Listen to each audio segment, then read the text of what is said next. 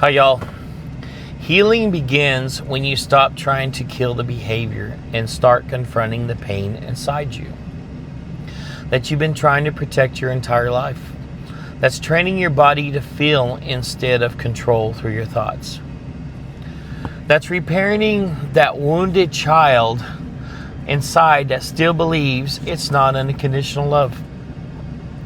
The harder it is to change a behavior, it starts with bigger the pain the behavior is trying to manage. Let's say that again. The harder it is to change a behavior, it starts with the bigger the pain the behavior is trying to manage. That's huge, folks. It all comes from deep scars, wounds inside the inner child. Stop trying to kill the behavior. Start confronting the pain. It's been protecting you your entire life, that your body is to feel instead of control with thoughts. It's repairing that wounded child inside that still believes it's not being unconditionally loved. That's where it all comes from, folks. It's huge. It all comes from the inner child. It all comes from scars and wounds, from our genetic makeup, from the time we come out of mother's womb until now. People don't cling into toxic behaviors unless it's protecting something deeper in relationships. For instance, the woman who keeps chasing emotionally unavailable men is trying to finally be chosen by the father that never showed up. Dads, I'm going to challenge you to have girls. Be there for them girls emotionally. Show them love. Show them emotions. You can be the big bad dad with a shotgun and a whole 9 yards, and I've had to do that here lately, but let me tell you, you still have to show emotion, and you still have to show compassion, and you got to show your daughters that a dad can have feeling and compassion as well.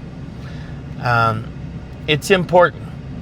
I can't say enough. I mean, I've got girls, and I know I didn't understand this until I was probably in my 40s and realized how important it was, and seeing the other side of it. And thankfully, through my experience from Choices and also coaching teen camp at Choices with the kids, it really helped me understand that. It really helped me understand how to be a better dad and how to be there emotional for my kids. It's huge. It affects their whole makeup, and you as a dad not being there, not giving them what they need and deserve, is going to create scars and wounds that they're going to be dealing with, just like you and I have been dealing with. The man is trying to be finally chosen by the father that never showed up, who shuts down during conflict, who's cold. He's still the little boy who learned that emotions lead to rejection or shame. You know, we can be tough as we want on our boys, and we can put them through hard knocks, but we've got to show them emotion and feelings. We got to show them that their emotions matter too. We got to show them that they're not being rejected because they're boys. We're not showing them they're being rejected because we're tough on them. I got that with my son. He thinks because I was different with Aubrey that I rejected him, and I was harder on him, and I was more unfair to him, and I really had to work on that to explain to him that, you know, one day you're gonna have kids and you're gonna figure this out, and you're gonna see, and none of y'all come with instructions, so we're learning this one day at a time. But I can't encourage you enough to show affection to your boys. I can count on one hand how many times my dad told me he loved me in my lifetime, and it don't fill up one hand. And 2 of those times I was in a bad accident, probably on my deathbed at that time. And some dads don't know how to, because we weren't taught how to, and that's why we need to teach our kids. So we need to show our kids that we need to be more emotionally involved with our kids. They need it. The world is hell on them. Do we want to make them go through what we've gone through? So that's a lot there between our kids. This is huge because we are creating our future. And how are we creating our future? Are we going to help our kids continue the same repetition curse that we've been in and had to deal with? Are we going to help our kids have some growth and show some compassion, show some emotion, and be there and actually explain to them, show them life more than just the school of hard knocks, and be the tough dad with a shotgun who's going to chase boys away? This is huge, folks. It really is. I'm going to talk about the people out there.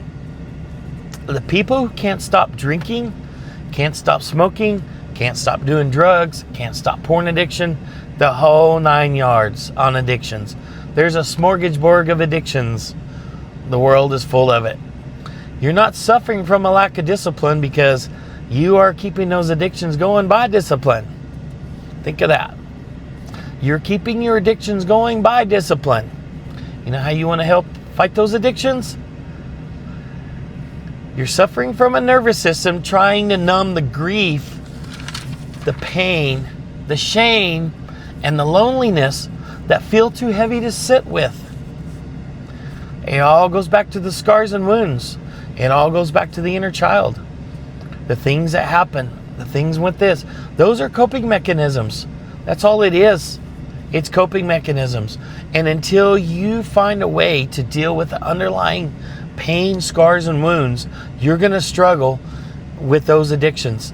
And you're going to have to go to places like 12-Step, which is a great program, and help you with those kind of things. I truly believe in 12-Step. We support that at Choices Seminars. I also have friends that are in 12-Step, and I've been there with them at meetings to support them. If you really want to understand and learn about addiction, and you want to see the reality of addiction, go to a 12-Step and just sit and watch and support. It's really impressive. And it's also reality. It's real. It's real what those people face and struggle with. All of you overachievers that overwork, overproduce, overgift until you burn yourselves out, don't know how to say no. Those are wounded children in adult bodies who decided long ago, only if I perform will I be abandoned. Only if I give and sacrifice can I finally be enough. All of these behaviors are attempt to manage mountains of pain that your body never got to process. I struggle with that a lot too. My core tape is I never felt I'm not good enough. And therefore I thought I didn't have enough, or I wanted more and I didn't get what the other kids got, or I didn't have the life that the other kids had that I thought was better, more. I didn't get the love and affection that the other kids got from their parents, and the whole 9 yards. And I really struggled with that. So I was really outgoing, outdriven, really pursuant on things that I thought would help fill the void that I was trying to prove to other people, so I would satisfy my core tape. I'm not good enough. Really, I am good enough. I was good enough. I am good enough. I will be good enough. I am enough. And I struggled with that for years. And until I found help with that and understood that and found peace and balance in that, I really, really, really struggled. And I still, at this point, I'm still trying to prove it. And I want to be this, I want to be that, I want to da. It takes a lot of work to balance it. These underlying issues and scars and wounds you encountered in your young life, in your young makeup. In Choices, we got a tool that we use, or we have on our wall. I see, hear, and acknowledge. First step is understanding and acknowledging. Second step is working on them and working through the scars and wounds that are affecting your life. Change is hard, folks. Change is growth. Change is good. It's uncomfortable. It's not fun at times. But change is good. Going from point A to point B is good. It's value. It's good value. I'm going to encourage everybody, if you need some help on this, reach out. I've got lots of avenues I can send you. If you want to chat, I would be happy to share with what I've gone through and what I've been through in my struggles. Also, we got lots of places we can send you. Choice of seminars, we got opportunities to put you in a position where you can go learn a lot of these cool tools to help you navigate through life and cope and find peace and balance and get through the crap, get through the shit. Do you want to be stuck in your shit, or do you want to get out of it? The reality is, life is too short to be living in your shit. Life is too short to be living with these scars, wounds, and pain. It's time to heal. We only have right now, we're not guaranteed anything past right now. So do you want to live rest of your life in this pain? Do you want to live rest of your life unhealed? I challenge you to find healing within yourself. You deserve it. You are enough. You matter. Your children matter. Your spouse matters. Your family and friends matter. So, in order for you to be healthy, you've got to get yourself well. You got to deal with these kind of things. Here at A Daddy Story, my purpose is trying to make a difference. And that's my purpose in life. And my contract is I'm a free man living, loving life to make a difference for God's will. And that's what I'm trying to do with this podcast at A Daddy Story. We're on all social media channels. We're on Spotify and YouTube. I had a friend driving back from Houston Livestock Show and Rodeo, and he was listening on Spotify, catching up on my stories, and he called me from his phone, listening from his truck, and wanted to know that he was catching up. Brent, thanks a lot, bud. I appreciate it. I hope we're making a difference. Be committed to do what it takes to have more of what you want, more healing. I challenge you, all of you, you deserve it. Have a great day.